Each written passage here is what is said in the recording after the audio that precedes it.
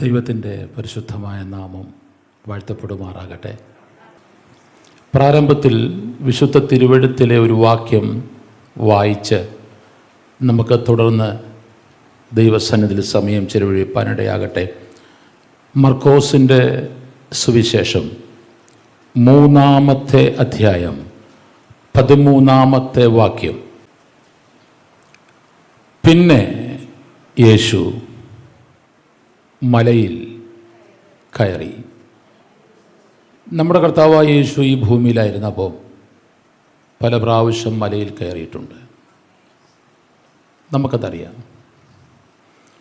ഇവിടെ യേശു മലയിൽ കയറിയിട്ട് എനിക്ക് വളരെ സന്തോഷം പകരുന്നൊരു കാര്യം തൊട്ട് താഴെ വായിച്ചതാണ്. ബോധിച്ചവരെ അടുക്കൽ വിളിച്ചു. ഇഷ്ടപ്പെട്ടവരെ, യേശുവിനാരോടൊക്കെ ഇഷ്ടം തോന്നിയോ അവരെ മുഴുവൻ അടുക്കൽ വിളിച്ചു. സ്തോത്രം. എന്നെയും നിങ്ങളെയും ഇന്നും ഒത്തിരി പേർക്ക് ഇഷ്ടമില്ല, സത്യമല്ലേ? സ്വന്തം വീട്ടിൽ പോലും പലർക്കും ഇഷ്ടമല്ല, സ്വന്തം കൂടപ്പിറപ്പുകൾക്ക് പോലും പലർക്കും ഇഷ്ടമല്ല, നാട്ടുകാർക്കിഷ്ടമല്ല, വീട്ടുകാർക്കിഷ്ടമല്ല, സഭക്കാർക്കിഷ്ടമല്ല. ഇഷ്ടമല്ലാതെ നമ്മളെ അങ്ങ് വഹിക്കുക പലരും, എല്ലാ അർത്ഥത്തിലും. നമ്മളൊക്കെ പലപ്പോഴും പറയാറില്ലേ, പ്രാർത്ഥന എന്നെ കൂടെ വഹിക്കണമേ എന്ന്. സ്തോത്രം. പലർക്കും നമ്മളെ ഇഷ്ടമല്ല. പല പാസ്റ്റേഴ്സിനെയും പല പാസ്റ്റേഴ്സിൻ്റെ ഭാര്യമാരെയും പലർക്കും ഇഷ്ടമല്ല. എന്നെ ആർക്കും ഇഷ്ടമല്ലല്ലോ. എന്നെ ഈ ഭൂമിയിൽ ഇഷ്ടപ്പെടുന്നവരാരും ഇല്ലല്ലോ. ഞാൻ ഇത്രയൊക്കെ കഷ്ടപ്പെട്ടിട്ടും, ഞാൻ ഇത്രയൊക്കെ നിർമ്മലതയോടെ ജീവിച്ചിട്ടും, സഹോദരി, I like you, I love you എന്ന് പറയാൻ ആരുമില്ലല്ലോ.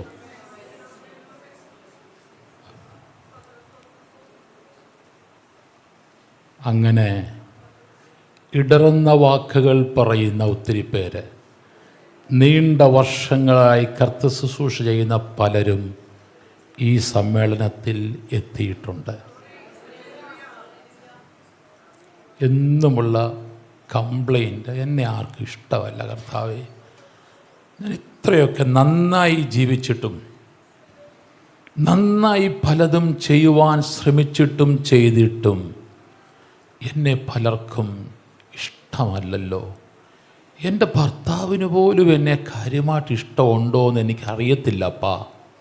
എൻ്റെ കുഞ്ഞുങ്ങൾക്ക് എന്നെ ഇഷ്ടമുണ്ടോ എന്ന് എനിക്കറിയത്തില്ലപ്പാ എന്ന് ഓർത്ത് ഭാരപ്പെടുന്ന ആരെങ്കിലും ഉണ്ടെങ്കിൽ നിങ്ങൾക്ക് ഈ ഭാഗത്ത് നിന്നൊരു ദൂത് കൈമാറി മുന്നോട്ട് പോകുവാൻ കർത്താവിൽ ആഗ്രഹിക്കുന്നു. ഈ ഭൂമിയിൽ ഈ പ്രസ്ഥാനത്തെ ആർക്കും ഇഷ്ടമല്ലെങ്കിലും യേശു പറയുന്നു, എനിക്കിഷ്ടമാണ്, എനിക്കിഷ്ടമാണ്. യേശു പറയുന്നു, മോളെ, എനിക്ക് നിന്നെ ഇഷ്ടമാണ്. റീഖാബ ഹത്തുരാജല. പ്രിയ പാസ്റ്ററെ, യേശു പറയുന്നു, മോനെ, നിന്നെ എനിക്കിഷ്ടമാണ്. ആരെല്ലാം ഇഷ്ടപ്പെട്ടില്ലെങ്കിലും സാരമില്ല, യേശുവിൻ്റെ അധികാരമുള്ള നാമത്തിൽ മോളെ, എനിക്ക് നിന്നെ ഇഷ്ടമാണെന്ന് പറയുന്ന സ്വർഗത്തിലെ പിതാവിൻ്റെ മിഥുര ശബ്ദം, ആ ഇമ്പമേറിയ ശബ്ദം ഹൃദയത്തിൻ്റെ ആഴങ്ങളിലേക്ക് ഇറങ്ങി വരുമ്പോൾ ജീവിതത്തിന് ഇതുവരെ അനുഭവിച്ചിട്ടില്ലാത്ത ഒരു പുതിയ ജീവൻ ഇന്നെ കേൾക്കുന്ന മുഴുവൻ പേരിലേക്കും, ഓൺലൈനിൽ കൂടെ ലോകത്തിന്റെ പല സ്ഥലങ്ങളിൽ നിന്ന് വീക്ഷിക്കുന്നവരിലേക്ക് യേശുവിന്റെ ആത്മാവ് പറയുന്നു, നിന്റെ ചുറ്റുപാടുകളിൽ, നിന്റെ കുടുംബത്തിൽ അനേകർക്ക് നിന്നെ ഇഷ്ടമില്ല, പക്ഷെ യേശുവിന് നിന്നെ ഇഷ്ടമാണ്. സ്തോത്രം. നെഞ്ചത്തോട്ട് കൈവച്ചെന്ന് പറഞ്ഞേ, എൻ്റെ യേശുവിന് എന്നെ ഇഷ്ടമാണ്.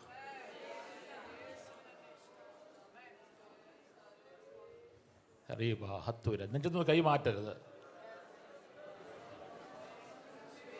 പറഞ്ഞുകൊണ്ടിരുന്നോ, എൻ്റെ യേശുവിന് എന്നെ ഇഷ്ടമാണ്. പ്ലീസ് അത് പറഞ്ഞു റിപ്പീറ്റ് ചെയ്തു. എൻ്റെ യേശുവിന്, ഹൃദയത്തിൽ നിന്ന് പറയണേ, ഹൃദയത്തിൻ്റെ ആഴത്തിൽ നിന്ന് പറയണത് ജീവനായി മാറ്റപ്പെടാൻ പോവുക. അതൊരു ഹീലിംഗ് ആയി മാറ്റപ്പെടാൻ പോവുക. അതൊരു 10 പ്രാവശ്യം പറഞ്ഞാൽ ഒരു വലിയ ഹീലിംഗ് യേശുവിൻ്റെ നാമത്തിൽ നിന്ന് പകലിൽ സംഭവിക്കും. എൻ്റെ യേശുവിന് എന്നെ ഇഷ്ടമാണ്. എൻ്റെ യേശുവിന് എന്നെ ഇഷ്ടമാണ്. എൻ്റെ യേശുവിന് എന്നെ ഇഷ്ടമാണ്.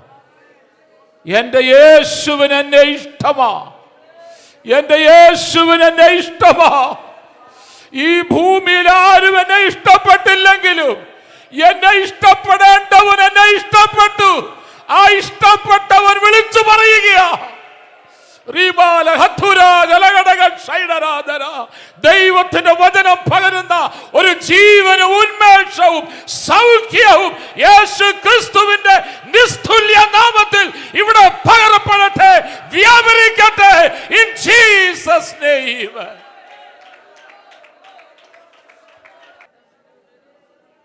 അടുത്ത ഒരു ദൂതും കൂടെ കൈമാറുന്നു.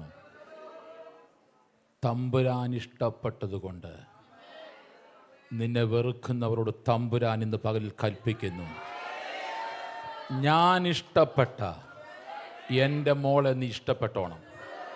കർത്താവ് ഇഷ്ടപ്പെട്ടിരിക്കുന്നത് കൊണ്ട് ആർക്കും ഇനി വെറുക്കുവാൻ പറ്റില്ല. വെറുക്കുന്നവരോട് ഇന്ന് പകലിൽ ശുശ്രൂഷ ഇവിടെ നടക്കുമ്പോൾ ഞാൻ ആത്മാവിൽ കാണുന്നത് വിളിച്ചു പറയുകയാ. ആരൊക്കെ വെറുക്കുന്നുവോ, ആർക്കൊക്കെ ഈ മിനിസ്ട്രി ഇഷ്ടമല്ലയോ, അവരോട് ഇഷ്ടപ്പെട്ടവൻ കൽപ്പിക്കുകയാ, ഞാൻ ഇഷ്ടപ്പെട്ടത് കൊണ്ട് നിങ്ങളും ഇഷ്ടപ്പെട്ടുകൊള്ളണം. വിശ്വസിക്കുന്നവർ ദൈവത്തിന് നന്ദി പറഞ്ഞാട്ടെ.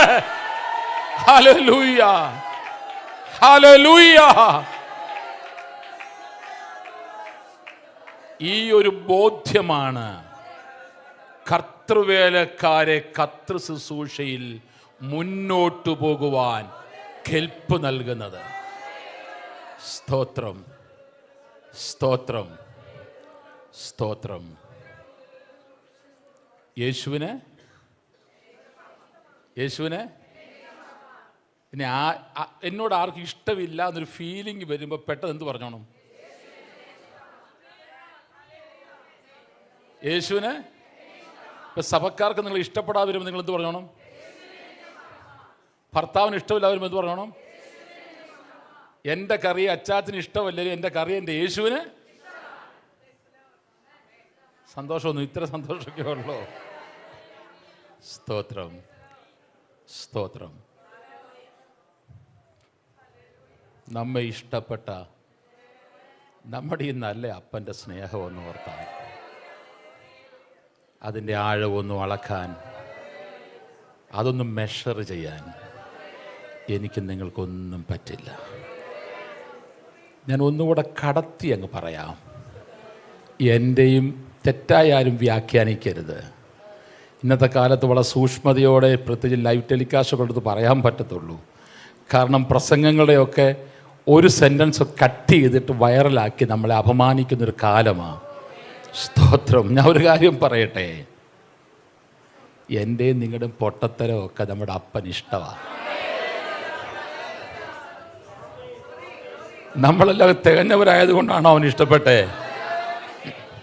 കാണിച്ചു കൂട്ടത് മുഴുവൻ പൊട്ടത്തരങ്ങളല്ലേ? ഒന്ന് ചിന്തി, എന്തെല്ലാം പൊട്ടത്തരങ്ങളാണ് കാണിച്ചേ. സുവിശേഷ വിലയ്ക്ക് ഇറങ്ങിയതും പൊട്ടത്തരമല്ലായിരുന്നോ? തെറ്റിദ്ധരിക്കരുതേ, ഞാൻ ഉദ്ദേശിക്കുന്ന സെൻസ് നിങ്ങൾ എടുക്കണം.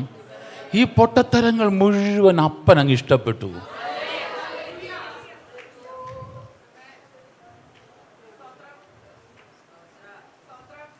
അവൻ ഇഷ്ടപ്പെട്ടവരെ. അടുത്തത്,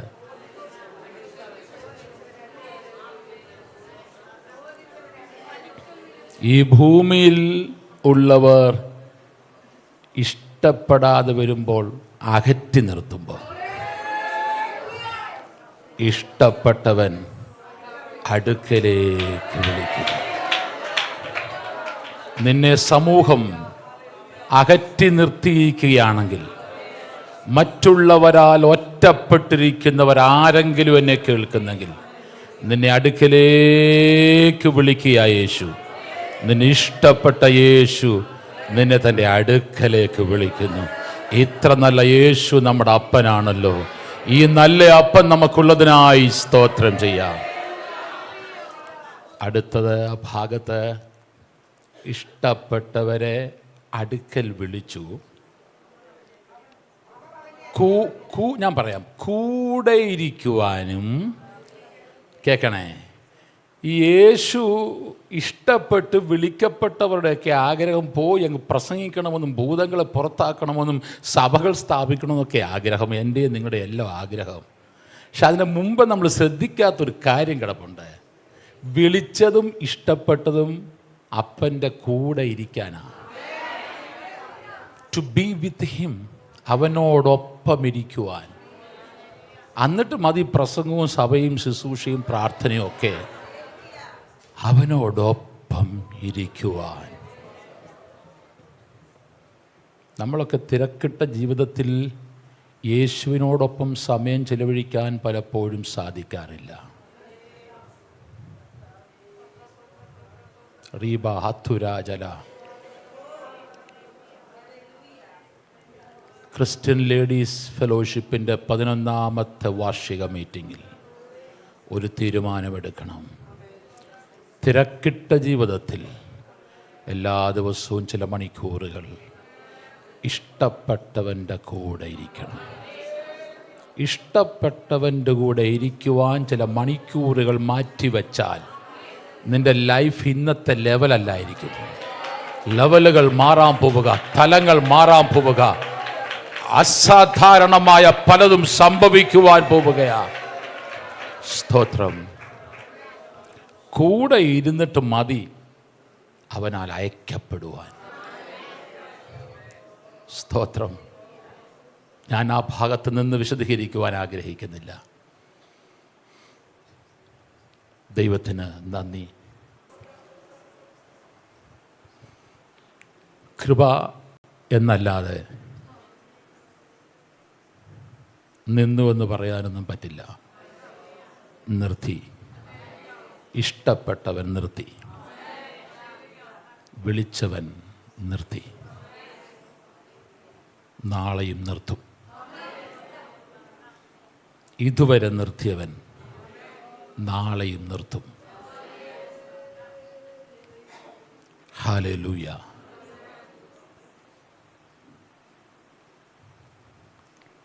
ഇതുവരെ നിർത്തിയവൻ നാളെയും നിർത്തും. 2020 ജനുവരി മാസം 13-ാം തീയതി വെളുപ്പിന് 4 മണി കഴിഞ്ഞ സമയം, അതിൻ്റെ വൈഫ് ജാനറ്റിൻ്റെ പ്രത്യേക പേഴ്സണൽ പ്രാർത്ഥനാ സമയമാണ്. 2 മണിക്ക് വന്ന് കിടന്നാലും 4 മണിയാകുമ്പോൾ അവൾ എഴുന്നേൽക്കും. ബെഡിൽ നിന്ന് താഴെ ഇറങ്ങും, മുഴങ്കാലിന്മേലിരിക്കും. മിനിമം 1 മണിക്കൂറെങ്കിലും പ്രാർത്ഥിക്കും. എന്നിട്ട് പിന്നെയും ക്ഷീണമുണ്ടെങ്കിൽ കിടന്നുറങ്ങും. ചില പ്രാർത്ഥനാ സമയങ്ങളിൽ പ്രത്യേക നിർദ്ദേശങ്ങൾ പരിശുദ്ധാത്മാവ് നൽകുമ്പോൾ എന്നെയും കൂടെ ഉണർത്തും. അങ്ങനെ 2020 ജനുവരി 13-ാം തീയതി എന്നെ ഉണർത്തി. എന്നോട് പറഞ്ഞു, മുഖോ കഴിവ. ഇത് സാധാരണ ഒരു വിഷയമല്ല പറയാൻ പോകുന്നത്, വളരെ സീരിയസ് ആയ ഒരു കാര്യം പറയാൻ പോവാം. അങ്ങനെ നിർബന്ധിച്ച് ഞാൻ പോയി മുഖോ കഴുകി വന്നു. അപ്പോഴത്തേക്കൊരു കട്ടൻ കാപ്പി കിട്ടി. എന്നിട്ട് എന്നോട് പറയാണ്, ശ്രദ്ധിച്ച് കേൾക്കണം, മറന്നു പോകുമെങ്കിൽ എഴുതി വെച്ചോണം. എൻ്റെ അടുക്കൽ ഒരു മനുഷ്യൻ വന്നു. ദൈവത്തിൻ്റെ ദൂതനാണോ എന്ന് പറയാൻ എനിക്കറിയില്ല, പക്ഷെ സാത്താനല്ല, അത് കൃത്യമാണ്. ഒരു 6-7 അടി പൊക്കമുള്ള വളരെ സൗന്ദര്യമുള്ളൊരു മനുഷ്യനാണ് അദ്ദേഹം. എൻ്റെ അടുത്ത് വന്നിട്ട് എന്നെ തട്ടി ഉണർത്തിട്ട് ഇങ്ങനെ പറഞ്ഞു, മുമ്പോട്ട് പോയാൽ ഭയങ്കര വിജയമാണ്. ലോകരാജ്യങ്ങളെ നിങ്ങൾ വെട്ടിപ്പിടിക്കും. പക്ഷേ നിങ്ങളിൽ ഒരാൾ മരിക്കണം. ആര് മരിക്കണമെന്ന് തീരുമാനിച്ചു? 2, അടുത്ത ഉണർവ് അന്ത്യകാല ഉണർവാണ്. അതിനുവേണ്ടി ലോകത്തെമ്പാടും ഞാൻ ഉപയോഗിക്കുവാൻ പോകുന്നത് സ്ത്രീകളെയും പെൺകുഞ്ഞുങ്ങളെയുമാണ്. അവരെ ഫോക്കസ് ചെയ്ത് ട്രെയിനിങ് പ്രോഗ്രാമുകൾ ഇന്ത്യയിലുടനീളം ലോകത്ത് ഞാൻ ഐക്യനടത്തെല്ലാം നടത്തണം.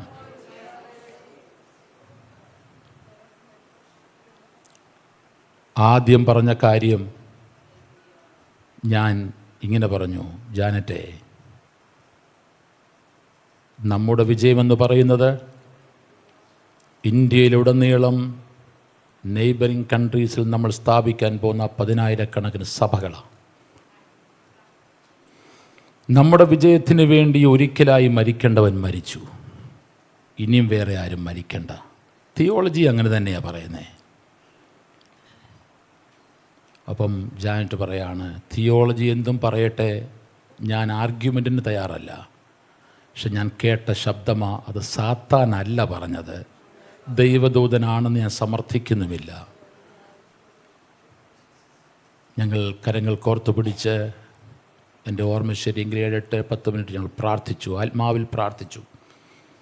ഞാൻ ആ കണ്ടതിനെ ക്യാൻസൽ ചെയ്തു. ക്യാൻസൽ ഇങ്ങനെയാണ് ചെയ്തത്, കർത്താവേ, അങ്ങയുടെ മരണം മാത്രം മതിയല്ലോ. അങ്ങ് ഒരിക്കൽ, അങ്ങനെയാണല്ലോ ബൈബിൾ ഞങ്ങളെ പഠിപ്പിക്കുന്നത്, ഒരിക്കലായി മരിക്കേണ്ടവൻ ഞങ്ങൾക്ക് വേണ്ടി മരിച്ചു, ഇനി ആരും മരിക്കണ്ട. പക്ഷേ അന്നു മുതൽ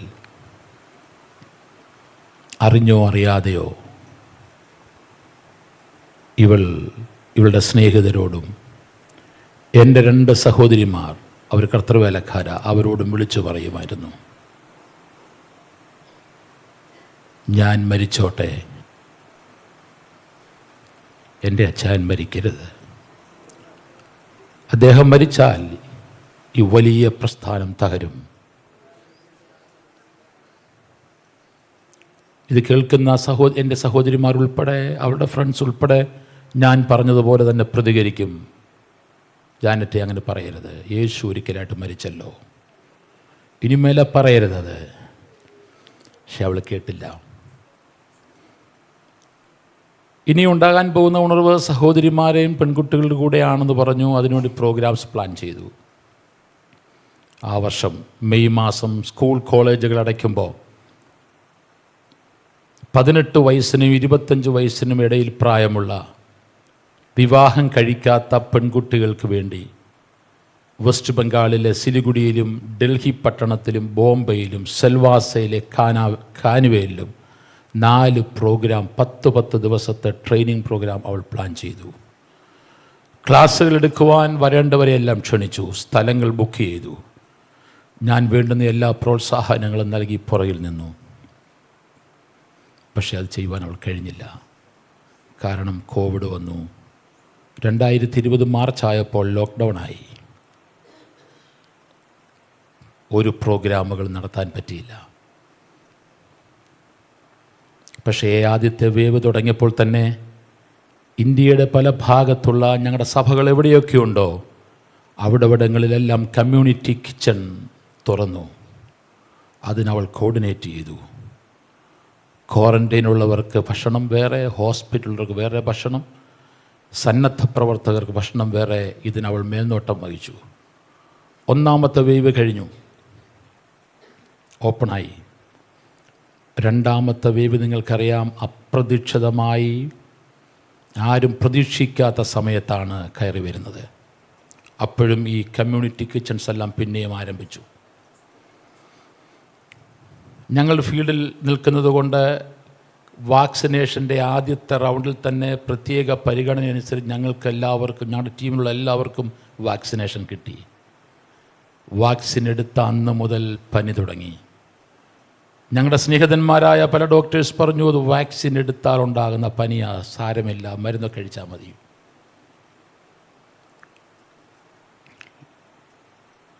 ഞാൻ ഈ വിശുദ്ധ സഭയോടൊരു കാര്യം പറയട്ടെ.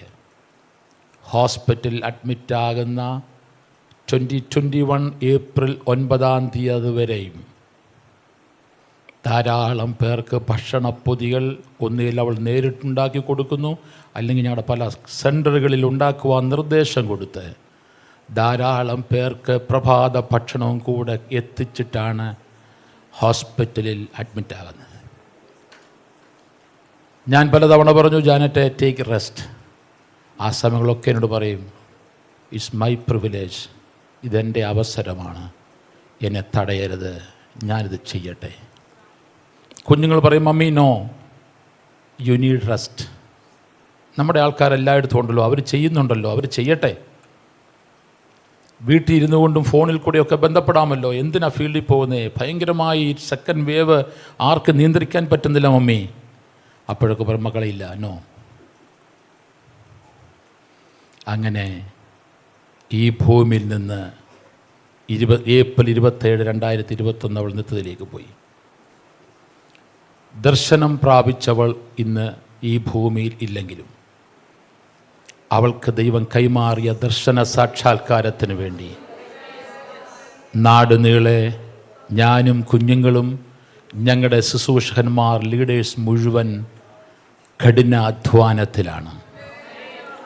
ഞാൻ ഇത്രയും ദൈവത്തിൻ്റെ അഭിഷിക്തദാസിമാരെ കാണുമ്പോൾ എൻ്റെ ഉള്ളിൽ ഇങ്ങനെ ബബ്ലി ചെയ്യുകയാണ് ആനന്ദം. ആ അന്ത്യകാല ഉണർവ് ആരംഭിച്ചു കഴിഞ്ഞു. അതിൻ്റെ മുൻനിരയിൽ സഹോദരിമാരായിരിക്കും, പെൺകുട്ടികളായിരിക്കും. അന്ത്യകാല ഉണർവിൻ്റെ ഫ്രണ്ട് ലൈനിൽ നിങ്ങൾ ഉണ്ടെന്ന് ആത്മാവിൽ കാണുന്നെങ്കിൽ ശാന്തമായിരിക്കാതെ വാ തുറന്ന് ദൈവത്തിന് നന്ദി പറഞ്ഞ് ആമേൻ പറഞ്ഞോണം. അത് റിസീവ് ചെയ്യണം. അതിന് ആമേൻ പറയുന്നവരുടെ മേൽ അസാധാരണമായ അഭിഷേകത്തിന്റെ പുതപ്പ് വീഴുന്നത് ഞാൻ ആത്മാവിൽ കാണുകയാ. അതിന് ആമേൻ പറയുന്നവരുടെ മേൽ ജീവിതത്തിൽ ഇതുവരെ അനുഭവിച്ചിട്ടില്ലാത്ത അഭിഷേകത്തിന്റെ പകർച്ച ഈ ആരാധനാലയത്തിന്റെ ഉള്ളിൽ അവിടെ ഇവിടങ്ങളായി വീക്ഷിക്കുന്നവരുടെ മേൽ ആ അഭിഷേകത്തിന്റെ പുതപ്പ് വീഴുന്നത് ഞാൻ കാണുകയാ.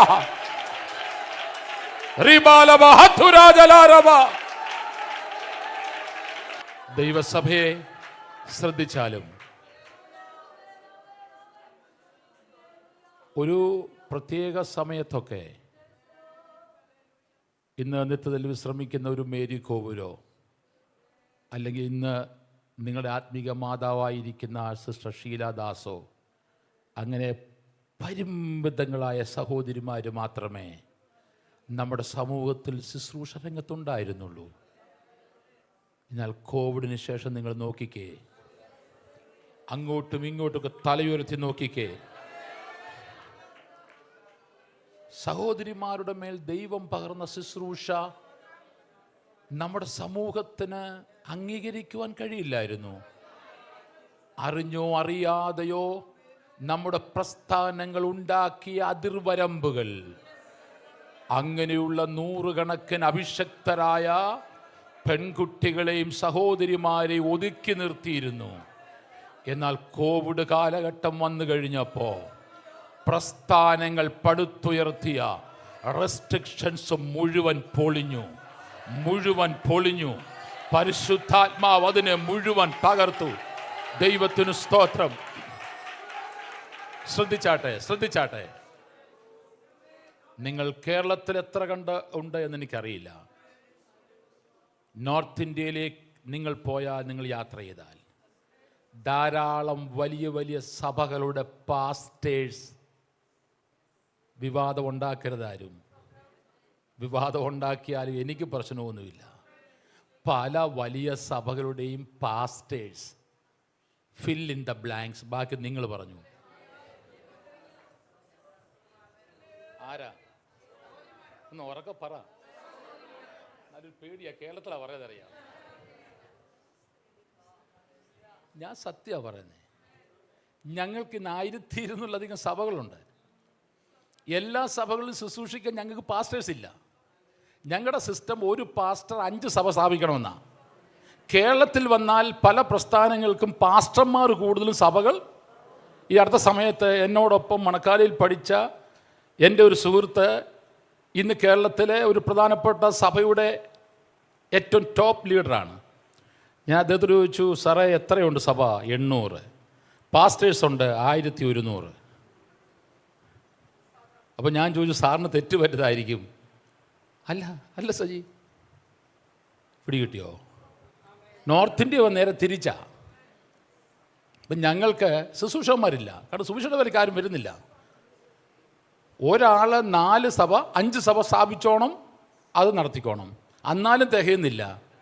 അഭിമാനത്തോടെ ക്രിസ്ത്യൻ ലേഡീസ് ഫെലോഷിപ്പിൻ്റെ 11ാം വാർഷികത്തിൽ പറയട്ടെ, മസിഹി മണ്ഡലിയുടെ കൊച്ചു 5-10 പേരുടെ സഭകളല്ല,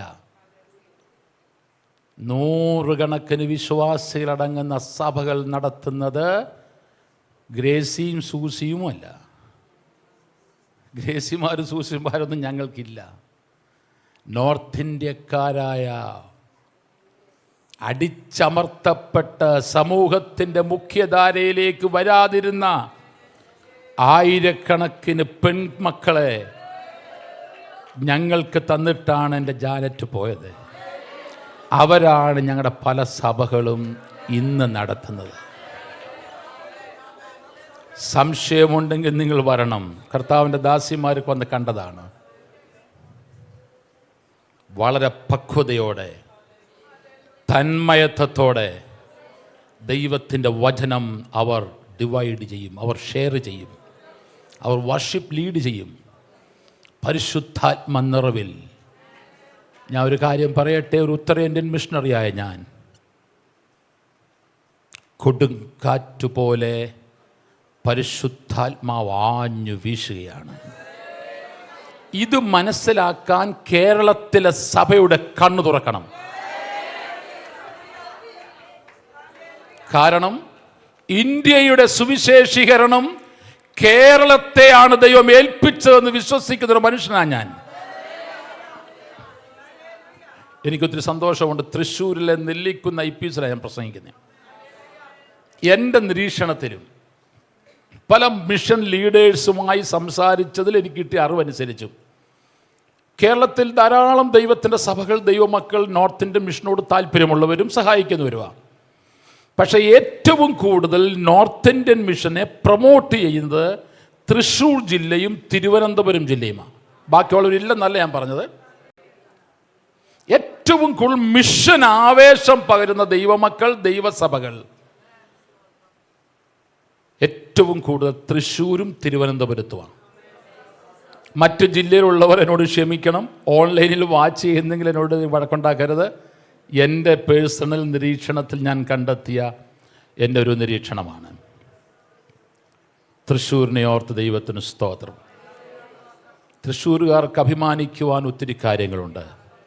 തൃശ്ശൂരിലെ ഈ ദൈവസഭയോടുൾപ്പെടെ ഞാൻ വളരെ സ്നേഹിക്കുന്ന ഷാജി പാസ്റ്റർ ഈ സഭയുടെ സീനിയർ പാസ്റ്ററാണല്ലോ. പാസ്റ്ററെ 2025 മുതൽ ഏതെങ്കിലും ഒരു നോർത്ത് ഇന്ത്യൻ സ്റ്റേറ്റിനെ ഈ സഭ സ്പോൺസർ ചെയ്യണം. അതിനുള്ള റിസോഴ്സസ് ഈ സഭയിൽ ദൈവം തരും. പാസ്റ്റർ എഴുന്നേറ്റൊന്ന് പറഞ്ഞു കഴിയുമ്പോൾ ഞാൻ ആത്മാവിൽ ദൂത് കൈമാറുന്നു. 100 കണക്കിന് ശുശ്രൂഷകന്മാർക്ക് 1500, 2000, 3000 അല്ല, നല്ല നല്ല മാന്യമായി ജീവിക്കുവാനുള്ള തുക എല്ലാ മാസവും കൊടുക്കുവാനുള്ള 100 കണക്കിന് ആൾക്കാർ പാസ്റ്ററുടെ അടുക്കൽ വരും. അവർ പാസ്റ്ററോട് പറയും, പാസ്റ്ററെ അയച്ചു കൊടുത്താട്ട് ഇതാ പണം. ഇവിടെയുള്ള എല്ലാ സഭകളിലും സംഭവിക്കട്ടെ, എല്ലാ സഭകളിലും സംഭവിക്കട്ടെ. സ്തോത്രം, സ്തോത്രം, സ്തോത്രം, സ്തോത്രം, സ്തോത്രം, സ്തോത്രം. എൻ്റെ വിശ്വാസം ലോകത്തിൽ ഇനി നടക്കാൻ പോകുന്ന ഏറ്റവും വലിയ ഉണർവ് അത് ഇന്ത്യയിലായിരിക്കുമെന്നാണ് എൻ്റെ വിശ്വാസം. ഇന്ത്യയെ പിടിച്ചാൽ ലോകത്തെ പിടിക്കും നമ്മൾ. ഞാൻ പറയാം, തെളിവ് സതം പറയാം. 800 കോടി ജനങ്ങളാണ് ഭൂമി മുഴുവൻ. ഇന്ത്യയിൽ 2023 മാർച്ച് 30 ചൈനയെ ക്രോസ് ചെയ്ത് നമ്മൾ 1ാമത്തെ ലോകത്തിലെ ഏറ്റവും കൂടുതൽ ജനസംഖ്യയുള്ള രാജ്യമായിട്ട് മാറി. സത്യത്തിൽ എൻ്റെ നിരീക്ഷണത്തിൽ ഇത് കുറേ വർഷങ്ങൾക്ക് മുമ്പേ ആയതാ. പക്ഷേ ഒഫീഷ്യലി തത്വത്തിൽ അംഗീകരിക്കുവാൻ സമയങ്ങൾ, വർഷങ്ങൾ കുറേ കൂടെ മുമ്പോട്ട് പോകേണ്ടി വന്നു. 145 കോടി പറയുന്നുണ്ട്, 148 കോടി പറയുന്നുണ്ട്. എൻ്റെ ചിന്ത ശരിയെങ്കിൽ ഒരു 150 കോടിയോളം ജനങ്ങൾ ഇന്ത്യയിലുണ്ടെന്നാണ് എൻ്റെ ചിന്ത. കാരണം ഞാൻ പോകുന്ന പല സ്ഥലങ്ങളിലും സെൻസസ് എത്താൻ ആൾക്കാർക്ക് എത്തിയിട്ടില്ല, എത്താൻ പറ്റത്തുമില്ല. എന്നിട്ട് അവർ എത്താൻ പറ്റാത്ത സ്ഥലങ്ങളുണ്ടെങ്കിൽ അവരെവിടെയെങ്കിലും അടുത്തൊരു സ്ഥലത്ത് ഇരുന്നിട്ട് പറയും അവിടെ എത്ര പേരുണ്ട്. ഒന്നിൽ അവിടുത്തെ ആൾ പറയും അവിടെ 300 പേര്, അവിടെ 400 പേര്, അല്ല 200 പേര്, 150 പേര്. അങ്ങോട്ട് പോകാൻ പറ്റത്തില്ല. എഴുതി വിടും. സ്ലമ്മുകൾ, ചേരിപ്രദേശങ്ങൾ, ആധാർ കാർഡില്ലാത്തവർ, റേഷൻ കാർഡില്ലാത്തവർ, എത്രയോ ജനങ്ങൾ. ഇവരൊന്നും ആ കണക്കിൽപ്പെടാൻ പറ്റത്തില്ല. അപ്പോൾ ഇവരെയൊക്കെ പിടിക്കുമ്പോൾ ഒരു 150 ലക്ഷം അങ്ങ് പിടിച്ചോ, ശരിയാണെങ്കിൽ. തെറ്റാണെങ്കിൽ നിങ്ങളോട് ക്ഷമിക്കണം. പിന്നെ ഇന്ത്യയിലല്ല, ഇന്ത്യയിലെ ജനസംഖ്യാ എടുപ്പിൽ പെടുന്നില്ല. ഇന്ത്യയുടെ പൗരത്വം ഉപേക്ഷിച്ചിട്ട് ലോകത്തിലെ ഇതര രാജ്യങ്ങളിലെ പൗരന്മാരായവരുണ്ട്. അമേരിക്കൻ നാടുകളിൽ, യൂറോപ്യൻ രാജ്യങ്ങളിൽ, കാനഡ, ഓസ്ട്രേലിയ, ന്യൂസിലൻഡ് തുടങ്ങിയ രാജ്യങ്ങളിൽ ലക്ഷോപലക്ഷം ഇന്ത്യക്കാർ അവിടുത്തെ പൗരന്മാരാ. അവരുടെ ലിസ്റ്റ് നമ്മുടെ ഇന്ത്യയുടെ ലിസ്റ്റിൽ ഇല്ല. പക്ഷെ അവരപ്പോഴും അവിടെ ചോദിച്ചാൽ അവർ ഇവിടെ ഞങ്ങൾ ഇന്ത്യക്കാരാണെന്നാണ് പറയുന്നത്. അവരെ ഒന്ന് പിടിച്ചേ. ഇനിയും അത് മാത്രമാണോ? ആഫ്രിക്കൻ കൺട്രികളിൽ പല സ്ഥലങ്ങളിൽ ചെന്നാൽ, ജോനാസ്ബർഗ്, ഡർബൻ തുടങ്ങിയ പല സ്ഥലങ്ങളും ഒരു 70-80% ആൾക്കാരും ഇന്ത്യക്കാരാണ്. ഞാൻ കുറേ വർഷങ്ങൾക്ക് മുമ്പ് ഡർബനിൽ ചെല്ലുമ്പോൾ അവിടെയുള്ളവർ മുഴുവൻ ആന്ധ്രയിൽ നിന്നും കർണാടകയിൽ നിന്നും അവരുടെ വല്യപ്പന്മാരെ കരിമ്പ് കൃഷിക്ക് വേണ്ടി ബ്രിട്ടീഷുകാർ കൊണ്ടുപോയത്. ഈ പിള്ളേരാരും ഇന്ത്യ വന്നിട്ടില്ല. അവിടെ ഹിന്ദി പറഞ്ഞാൽ നിൽക്കാം നമുക്ക്. അപ്പോൾ ഇവരെയൊക്കെ ഒന്ന് കൂട്ടിക്കേ. ഫിജി ഐലൻഡിൽ പോയാൽ 90% ഇന്ത്യക്കാരാണ്. അതുപോലെ പല ഐലൻഡുണ്ട് ലോകത്തിൽ. ഇവരെയൊക്കെ ഒന്ന് കൂട്ടിക്കേ. അപ്പോൾ എത്ര വരും? ഞാനൊന്നും പറഞ്ഞു വിവാദം ഉണ്ടാക്കി, നിങ്ങൾ പറഞ്ഞു, ക്ലൂ ഒക്കെ പറഞ്ഞു. എത്ര കാണും ഉദ്ദേശം? ലോകത്തിലെ 5 പേര് കൂടുമ്പോൾ അതിൽ ഒരാൾ ആരാ? ഒന്ന് പറഞ്ഞേ. നമ്മുടെ നാടിനെ പറ്റിയാ പറയുന്നേ. ലോകത്തിലെ 5 പേര് കൂടിയാൽ അതിലൊരുവൻ ഭാരതീയനാണ്. ഇത്ര വലിയ രാജ്യമാണ് നമ്മുടെ രാജ്യം. ഈ രാജ്യത്തെ പറ്റിയാണ് എല്ലാ ദിവസവും സ്കൂളിൽ പഠിച്ചപ്പോൾ നമ്മളെടുത്തൊരു പ്ലെഡ്ജ് ഉണ്ട് പറയുന്നത്, ഇന്ത്യ ഈസ് മൈ കൺട്രി. നെഞ്ചു വിരിച്ച് അഭിമാനത്തോടെ പറയണം, ഇന്ത്യ ഈസ് മൈ കൺട്രി. ഇത് വീട്ടിൽ പറഞ്ഞ് പഠിപ്പിക്കാത്തത് കൊണ്ട് ആ പിള്ളേരെല്ലാം 12ാം ക്ലാസ് കഴിയുമ്പോൾ കാനഡയ്ക്ക് വിടുക. ഇപ്പം പിടികിട്ടിയോ? ഇന്ത്യ എന്റെ രാജ്യം, എല്ലാ ഇന്ത്യക്കാരും എന്റെ സഹോദരി സഹോദരന്മാർ, ഞാൻ ഇന്ത്യൻ പൗരനാണെന്ന് അഭിമാനത്തോടെ പറയുന്നവരാകണം കേരളത്തിലെ ക്രൈസ്തവൻ. നമ്മുടെ രാജ്യം പോലൊരു നല്ല രാജ്യം വേറെ ഉണ്ടെങ്കിൽ നിങ്ങൾ പറ. അതിന്റെ അർത്ഥം മറ്റു രാജ്യങ്ങൾ അഴുക്കാണെന്നല്ല. നമ്മുടെ രാജ്യം പോലെല്ലാം കൊണ്ട് പ്രകൃതി നോക്കിക്കേ, എല്ലാം നോക്കിക്കേ. സ്തോത്രം. അപ്പൊ ഈ രാജ്യത്തെ സുവിശേഷം കൊണ്ട് നിറയ്ക്കാൻ നിയോഗിക്കപ്പെട്ടവരാണ് മലങ്കരയിലെ മലയാള മണ്ണിലെ ദൈവമക്കൾ. 2000 വർഷം കഴിഞ്ഞിട്ടും സുവിശേഷം മലയാള മണ്ണിൽ യേശു എത്തിച്ചു.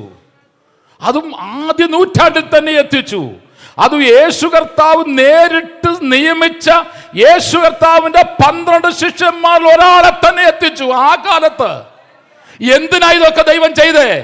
മലയാളി ഭാരതത്തെ നേടും എന്ന് വിശ്വസിച്ചിട്ടാണ്. മറ്റാർക്കുമില്ലാത്ത പദവികൾ, മറ്റൊരു നാട്ടിലെയും ദൈവസഭകൾക്കില്ലാത്ത പണം കേരളത്തിലെ ദൈവസഭയ്ക്ക് ദൈവം കൊടുത്തത് ഈ രാജ്യത്തെ സുവിശേഷീകരിക്കാനാ. മറ്റൊരു സ്റ്റേറ്റുകളിലും ഇല്ലാത്തത്ര വിദ്യാഭ്യാസം കേരളത്തിലെ സഭയ്ക്ക് ദൈവം കൊടുത്തത് ഈ രാജ്യത്തെ യേശുവിന് വേണ്ടി നേടാനല്ലേ. സ്തോത്രം. കേരളത്തിലെ സഭകൾ മിഷനിൽ നിന്നകന്നുപോയി. ഒരു മിഷണറി നോക്കുമ്പോൾ സങ്കടവും വേദനയും തോന്നും.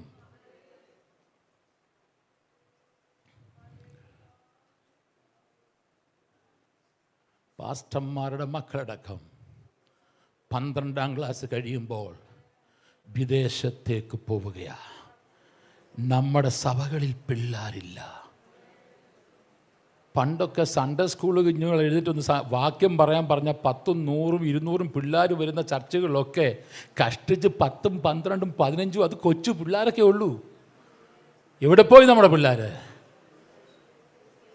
യേശുവിൻ്റെ വരവ് വളരെ സീരിയസ് ആയി നിങ്ങൾ കേൾക്കണം. യേശു കർത്താവിൻ്റെ വരവ് അടുത്ത ഒരു 10, 15, 20 വർഷം കൂടെ താമസിച്ചാൽ എന്നെ പോലെ ഷാജി പാസ്റ്റർ പോലെയൊക്കെയുള്ള പാസ്റ്റേഴ്സ് ഇവിടെ കാണത്തില്ല സഭകൾ നടത്താൻ. അന്ന് നമ്മുടെ സമൂഹത്തെ ആര് നയിക്കും?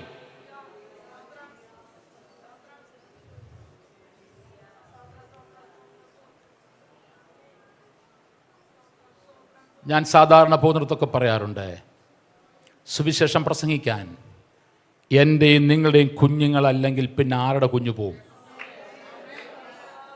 എൻ്റെയും നിങ്ങളുടെയും കുഞ്ഞു നേഴ്സും ഡോക്ടറും ആയില്ലെങ്കിലും ആ ഫീൽഡിൽ നേഴ്സാകാനും ഡോക്ടറാകാനും ഇതര മതസ്ഥരുടെ ധാരാളം മിടുക്കരായ മക്കളുണ്ടെന്ന്. ഹോസ്പിറ്റലുകളിൽ നേഴ്സസിനും ഡോക്ടേഴ്സിനും ലാക്കിംഗ് ഉണ്ടാകത്തില്ല. മിടുക്കന്മാരായ ഇതര മതസ്ഥരായ നമ്മുടെ സഹോദരങ്ങളുടെ കുഞ്ഞുങ്ങൾ പഠിച്ചവിടെ പൊക്കോളും.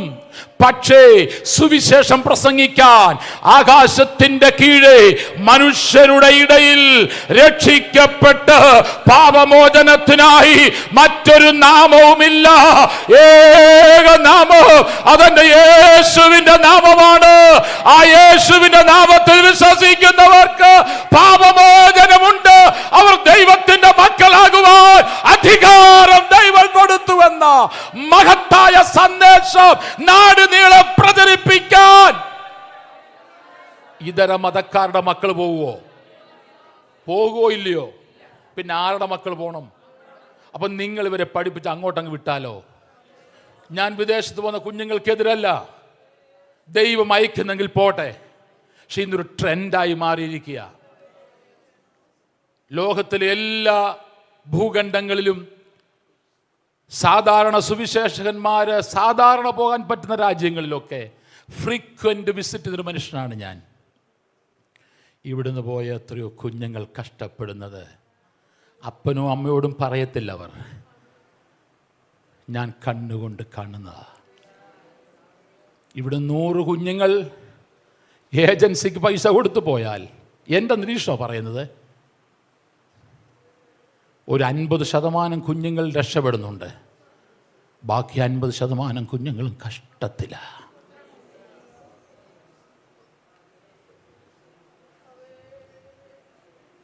അങ്കിളെ, എൻ്റെ പപ്പ 10-30 ലക്ഷം രൂപ ഞങ്ങളുടെ കിടപ്പാടം ലോൺ വെച്ചെടുത്ത് തന്നിട്ട് എന്നെ വിട്ടത്. എനിക്ക് ജോലിയില്ല അങ്കിളെ, ഞാൻ ആത്മഹത്യ ചെയ്യും. എൻ്റെ അപ്പൻ്റെ അടുത്തേക്ക് തിരിച്ചു പോകാൻ എനിക്ക് പറ്റത്തില്ല അങ്കിളെ. ആത്മഹത്യ പാപമാണെന്ന് എനിക്കറിയാം, പക്ഷെ എനിക്ക് വേറൊരു മാർഗമില്ല എന്നൊക്കെ പറയുന്ന പെൺകുഞ്ഞുങ്ങൾ ആൺകുഞ്ഞുങ്ങളുടെ വാക്കുകൾ കേൾക്കുമ്പോൾ ഞങ്ങളുടെ ഹൃദയമൊക്കെ ഇങ്ങോട്ട് പടയാറുണ്ട്. ഞാൻ വേഗത്തിൽ മുന്നോട്ട് പോകട്ടെ. 2 കുഞ്ഞുങ്ങളെയാണ് കർത്താവ് ഞങ്ങൾക്ക് ദാനമായി നൽകിയത്. ഈ പ്രസ്ഥാനത്തിൻ്റെ സെക്രട്ടറി ബ്ലസ്സി എൻ്റെ വൈഫിൻ്റെ ഫസ്റ്റ് കസിൻ്റെ വൈഫാണ്. ബ്ലസ്സിയോട് ചോദിക്കണം, മിടുക്കരായ 2 കുഞ്ഞുങ്ങളെ കർത്താവ് തന്നു. 2 പേരുടെയും വിവാഹത്തിൻ്റെ ആലോചനകളുടെ തുടക്കത്തിൽ വിദേശത്തൊക്കെ സെറ്റിലായ എൻ്റെ പല സുഹൃത്തുക്കളുടെ മക്കളെ കൊണ്ട് വിവാഹം കഴിപ്പിക്കുവാൻ അവർ പലപ്പോഴും ആവശ്യപ്പെട്ടു. അവർ 2 പേരും ഉറച്ച തീരുമാനമെടുത്തു. മകൾ ജാസ്മിനും മകൻ ജസനും. നോ, ശുശ്രൂഷ സംബന്ധിച്ചോ ദേശം കാണാനോ ഞങ്ങൾ പോവും അവസരം കിട്ടുമ്പോൾ. പക്ഷേ ഞങ്ങളുടെ ലൈഫ്, ഞങ്ങളുടെ സെറ്റിൽമെൻറ്റ് എൻ്റെ അപ്പൻ്റെ അമ്മയുടെ നാടായ ഞങ്ങളുടെ നാടായ ഇന്ത്യയിലായിരിക്കും. ആ പ്രപ്പോസലിനോടൊക്കെ വിത്തൗട്ട് മച്ച് തിങ്കിങ്സ്, കൂടുതൽ ചിന്തിക്കാതെ അവർ നോ പറഞ്ഞു. സമയം വളരെ മുന്നോട്ട് പോകുന്നല്ലോ.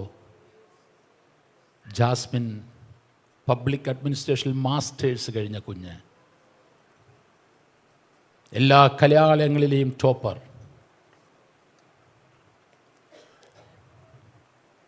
ഒത്തിരി ജോലി ഓഫറുകൾ അവളെ തേടി വന്നു. ആ കുഞ്ഞ് പറഞ്ഞു നോ. അവളുടെ വിവാഹം കഴിഞ്ഞു 2018. അവളെ വിവാഹം കഴിച്ചത് ജോൺ.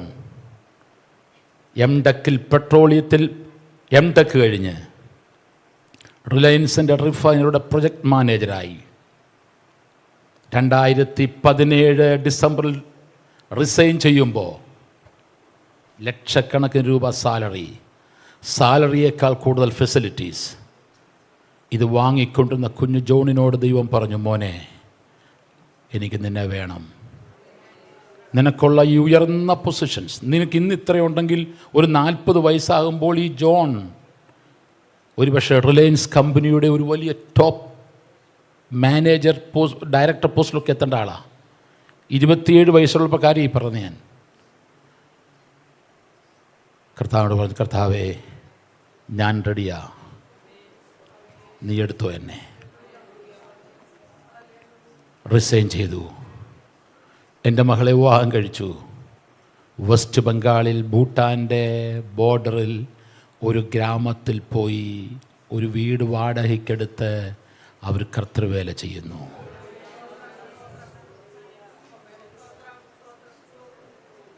അവർക്ക് 3 കുഞ്ഞുങ്ങളെ ദൈവം കൊടുത്തിട്ടുണ്ട്. രണ്ടാമത്തെ മകൻ ജസൻ ഉന്നതമായ വിദ്യാഭ്യാസം ചെയ്തു. ബോംബെയിൽ വിൽസൺ കോളേജിൽ പഠിച്ചുകൊണ്ടിരിക്കുമ്പോൾ എന്നോട് പറഞ്ഞു, പപ്പ ഞാൻ ഇനി ബൈബിൾ കോളേജിലേക്ക് പോവാം. അങ്ങനെ സയാക്സിലേക്ക് പോയി. സയാക്സ് സെമിനാറിലെ പഠനം കഴിഞ്ഞു. തിരികെ വന്നു, LLB ചെയ്തു. കർത്താവിന് വേണ്ടി ഫുൾ ടൈം സമർപ്പിച്ചു. അതിനിടയിൽ അവൻ ഏറ്റവും ഈ ലോകത്തിൽ ദൈവം കഴിഞ്ഞാൽ സ്നേഹിച്ച അവൻ്റെ പ്രിയപ്പെട്ട അമ്മ ഈ ലോകത്തിൽ നിന്ന് മാറ്റപ്പെട്ടു. ജീവിതത്തിൽ സബ്സ്റ്റിറ്റ്യൂട്ട് ഇല്ലാത്ത ബ്രോക്കൺനെസ്സിലേക്ക് ഞാനും കുഞ്ഞുങ്ങളും കടന്നുപോയി. Even today, even now. പക്ഷേ ഈ കുഞ്ഞുങ്ങൾ പതറിയില്ല.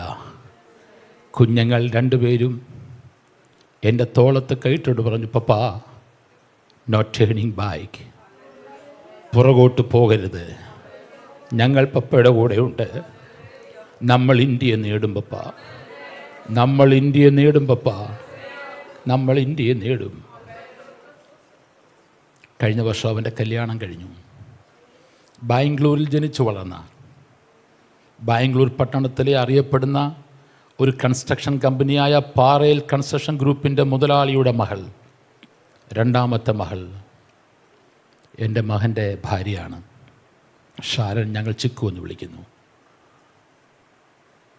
UK കവൻട്രി യൂണിവേഴ്സിറ്റിയിൽ ഞങ്ങളുടെ മകൾ ചിക്കു പോയി ഇൻറ്റീരിയർ ഡിസൈനിങ്ങിൽ മാസ്റ്റേഴ്സ് കഴിഞ്ഞ് UK ബർമിംഗ്ഹാമിൽ ഒരു വലിയ കമ്പനിയിൽ ജോലിയിൽ പ്രവേശിക്കുവാനിരിക്കുമ്പോൾ ആ കുഞ്ഞിനോട് കർത്താവ് പറഞ്ഞു, മോളെ നീ ചോദിച്ചതെല്ലാം ഞാൻ നിനക്ക് തന്നില്ലേ?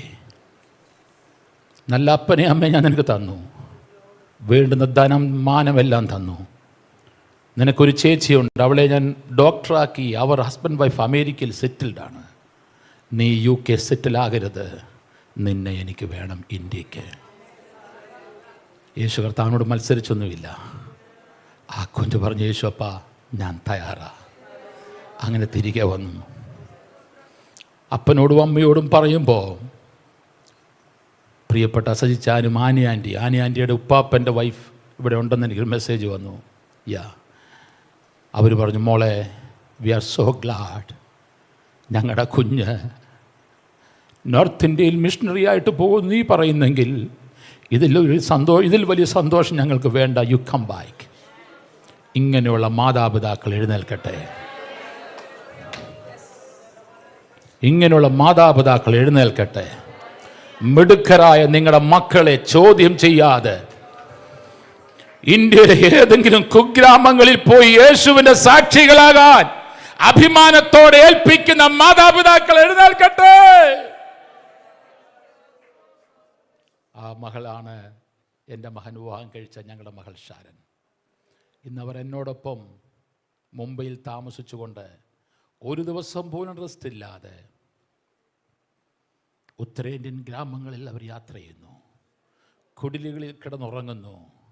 പാവപ്പെട്ട ജനങ്ങളെ കെട്ടിപ്പിടിച്ച് അവരുടെ ആഹാരം കഴിച്ച് അവരെ ദൈവവചനം പഠിപ്പിച്ച് അവരെ ഉന്നതമായ ജീവിത സാഹചര്യത്തിലേക്ക് അവർ കൊണ്ടുവരുന്നു. ഒരു പരാതി അവർക്കില്ല, ഒരു പരാതി അവർക്കില്ല. എൻ്റെ വാക്കുകൾ ഉപസംഹാരത്തിലേക്ക് ഞാൻ പോവുകയാണ്. സ്വന്തം കുഞ്ഞുങ്ങളെ 4 പേരെയും കർത്താവിന് കൊടുത്തിട്ടാണ് ഈ കാര്യം ഇവിടെ പറയുന്നത്. ഞാൻ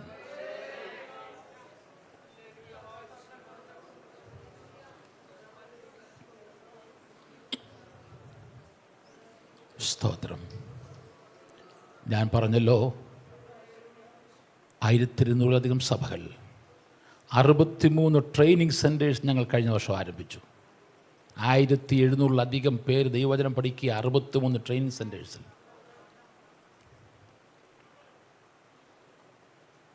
എൻ്റെ വൈഫ് മരിച്ചതിന് ശേഷം മിഷണറി ജാനസ് സജി മാത്യു ഫൗണ്ടേഷൻ്റെ പേരിൽ മുംബൈയിലെ നെരൂളിൽ ഞങ്ങൾ ഫൗണ്ടേഷൻ ആരംഭിച്ചു.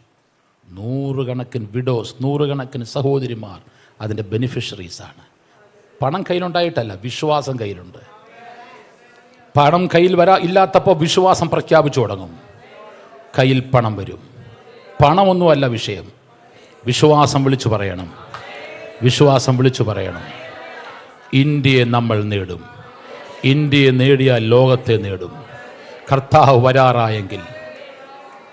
ഓസ്വാൾഡ് ജെ സ്മിത്ത് എന്ന് പറയുന്ന മഹാനായ ദൈവദാസൻ പറഞ്ഞൊരു കാര്യം, എല്ലാ ക്രൈസ്തവ സഭകളും ക്രിസ്തുവേശുവിൻ്റെ 2ാമത്തെ വരവിനെപ്പറ്റി ആവേശത്തോടെ പ്രസംഗിക്കുന്നു, പഠിപ്പിക്കുന്നു. നല്ല കാര്യം, യേശു വേഗത്തിൽ വരും, ഒരു സംശയവുമില്ല. പക്ഷെ അദ്ദേഹം 10ൻ്റെ സ്റ്റേറ്റ്മെൻറ്റ് ഇങ്ങനെയാണ്: യേശു ക്രിസ്തു 2000 വർഷങ്ങൾക്ക് മുമ്പേ 1ാമത്തെ വരവ് ആദ്യം ഭൂമിയിൽ വന്നത് എന്തിനാണെന്ന് ലോകത്തിലെ 50% ആൾക്കാർ കേട്ടിട്ടില്ല. 1ാമത്തെ വരവിനെ പറ്റി കേൾപ്പിച്ചിട്ട് വേണ്ടേ 2ാമത്തെ വരവ് പറയാൻ. ചിന്തിക്കുന്നുണ്ടോ നിങ്ങളത്? നിങ്ങൾ എത്ര പേര് ചിന്തിക്കുന്നു? എത്ര പേര് ചിന്തിക്കുന്നു? 1ാമത്തെ വരവ് കേൾപ്പിക്കണ്ടേ ആദ്യം, പിന്നെ വേണ്ട 2ാമത്തെ വരവിന് വേണ്ടി ഒരുക്കുവാൻ. നമ്മുടെ കുഞ്ഞുങ്ങളെ നമുക്ക് ഏൽപ്പിക്കാം. നമുക്കുള്ളത് മുഴുവൻ നമുക്ക് വിട്ടുകൊടുക്കാം. ഒരു കൊച്ചായുസ് കംപ്ലീറ്റ് ആയിട്ട്, ഭാഗമല്ല കംപ്ലീറ്റ് ആയിട്ട് കർത്താവിന് വിട്ടുകൊടുക്കാം. മിടുക്കരായ നമ്മുടെ കുഞ്ഞുങ്ങൾ ആരെങ്കിലും എന്നെ കേൾക്കുന്നെങ്കിൽ, നിങ്ങൾ വിദേശ രാജ്യത്തൊക്കെ പൊക്കോ, നല്ല പഠനം ചെയ്തോ, വലിയ വലിയ യൂണിവേഴ്സിറ്റികളൊക്കെ പഠിച്ചോ. പക്ഷെ പഠനം കഴിഞ്ഞ് നിങ്ങൾ ഇന്ത്യയിലേക്ക് തിരിച്ചു വരണം. എത്രയോ രാഷ്ട്ര നേതാക്കന്മാർ, ജവഹർലാൽ നെഹ്റു തുടങ്ങി ഈ ഇന്ത്യ ഭരിച്ച ഉന്നതന്മാര് വിദേശ രാജ്യങ്ങളിൽ പോയി പഠിച്ചു. എന്നിട്ട് അവർ അവരുടെ നാടിനെ സേവിക്കാൻ ഇന്ത്യയിലേക്ക് വന്നില്ലേ? അങ്ങനൊരു മനോഭാവം എന്തുകൊണ്ട് നമുക്കില്ല?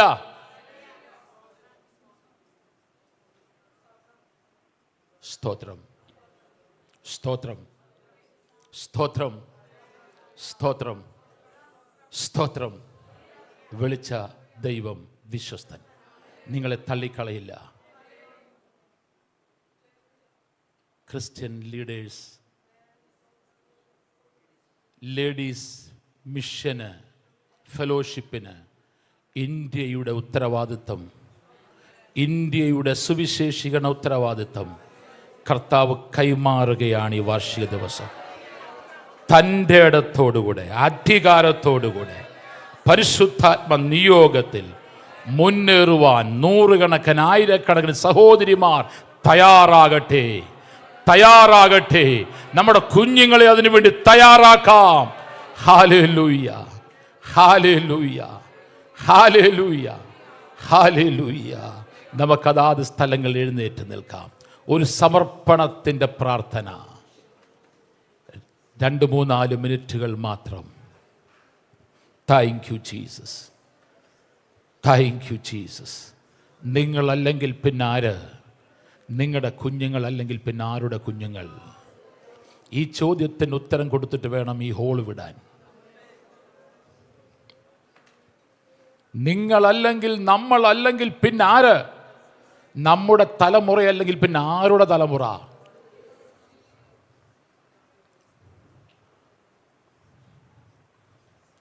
പ്രവൃത്തികളുടെ പുസ്തകം 5-ാം അധ്യായത്തിൽ എനിക്ക് ആവേശം പകർന്ന വാക്യമുണ്ട്, വീട്ടിൽ പോയി വായിച്ചോണം.